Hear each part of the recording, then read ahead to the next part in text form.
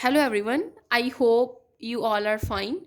In today's lecture, I am going to start our topic number 7, that is about Taylor's theorem.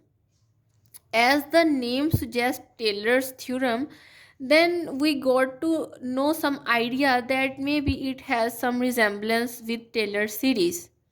And yes, that's true. The Taylor series and the Taylor polynomial led us to the Taylor's theorem. But before discussing Taylor theorem, we have to know about Taylor polynomial and also Taylor series.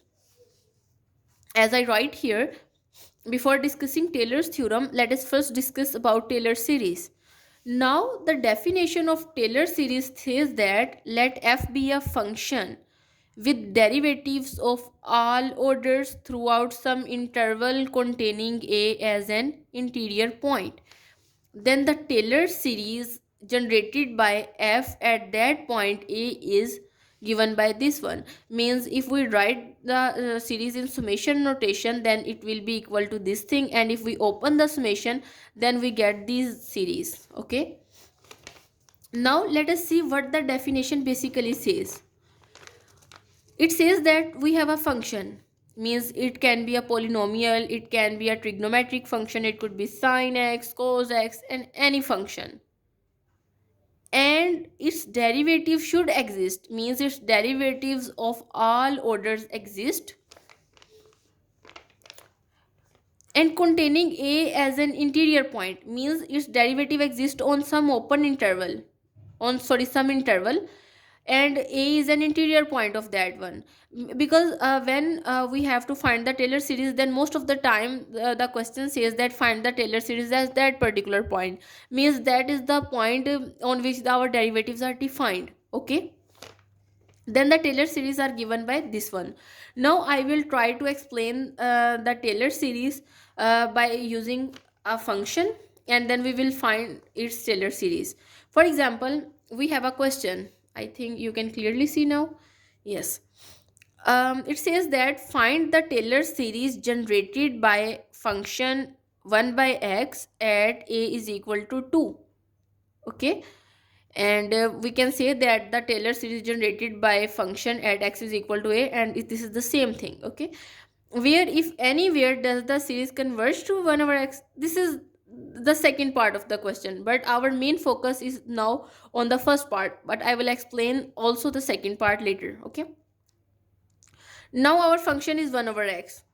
As you can see in the series, if I say it equation number 1, then first of all we need f of a, means we will find f of x at 2, means I just substitute the value x here, means 2 here.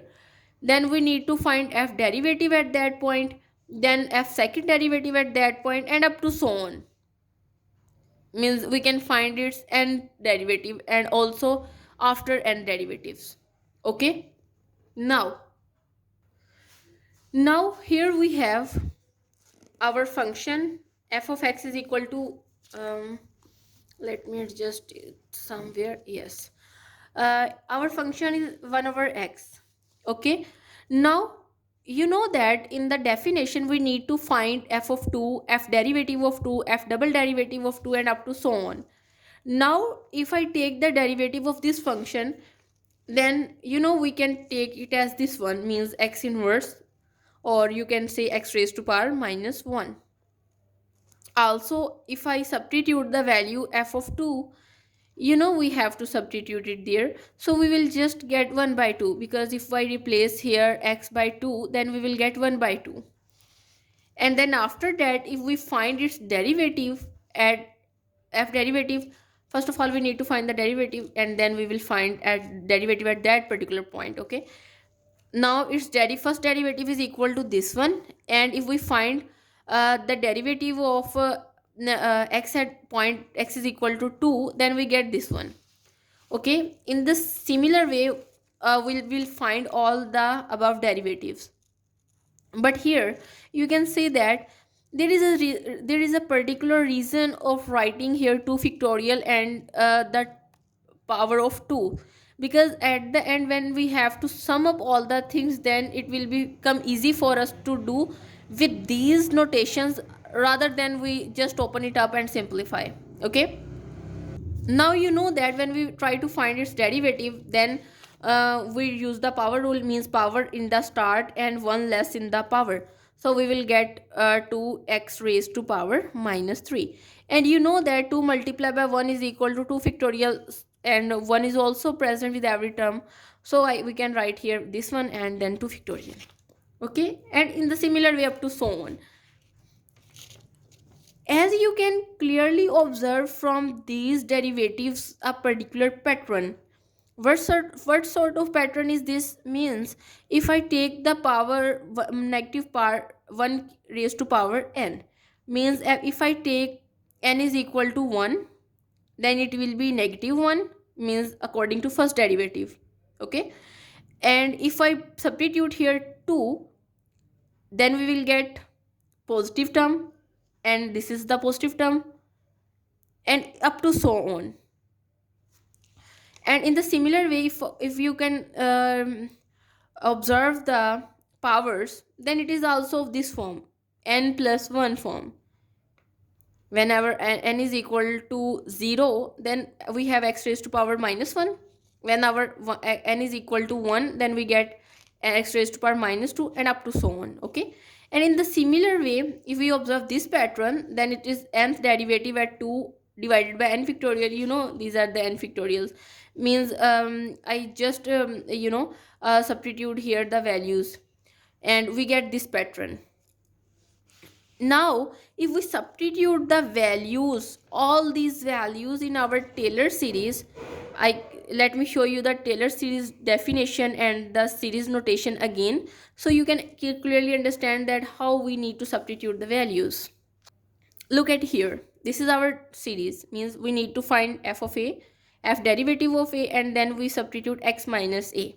Okay, now here I just substitute f of 2, f derivative 2, and this is, in the previous term we have here x minus a, and a is our 2, and so we get x minus 2. And in the similar way I substitute all the values in equation number 1, previous equation that I discussed on the previous page. Okay, now if I simplify the terms, means I substitute the value of f of 2, then f derivative of 2, and then up to so on, then we get our series.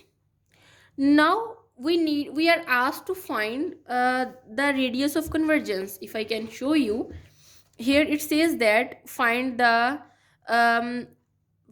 if anywhere else does the series converge to 1 over x.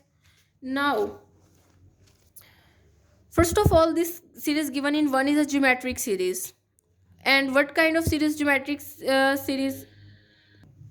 First of all, we need to find its common ratio.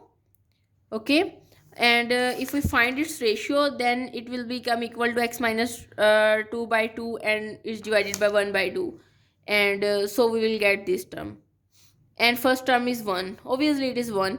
And as we know that geometric series converges when R absolute, means first of all we need to find the common ratio. As the name suggests that we have to find the ratio, means we have to pick a certain term and then keep it in a numerator and then divide the previous term in the denominator, and we get a common ratio. And if we take the absolute value of this one, then we will get the it will give us some sort of you can say idea that when the series converge or diverge. And here the idea is this: when our ratio, common ratio's absolute value is less than 1, then our series converges. Now this is our common ratio, and we will just substitute it here, the value of r, and after taking the absolute value, we remove the negative sign, and then after that we can write it as this one. 2 is already positive, so there is no need to put the absolute sign here. And then if we open up the absolute values, then we get this interval. This is basically the radius of convergence at a is equal to 2. And if we need to find the sum of the series, then we will just use the formula s is equal to a1 over 1 minus r, and our first term is 1 by 2, and a1 is 1 by 2, and 1 minus r, and r is our this term. Okay, So that's why our sum of the series is equal to this one, and that was our original question. And you can easily observe that our point means around which we need to try to find the series contained in this particular interval. Now students, this is all about today's lecture. In this lecture, basically we are gonna start our new topic. This is the most important topic, the Taylor's theorem. But before discussing the theorem, as you can easily observe, we need to find about we need to know about Taylor series and also the Taylor polynomial. And so we did this in today's lecture, and this is all about today's lecture. Thank you so much.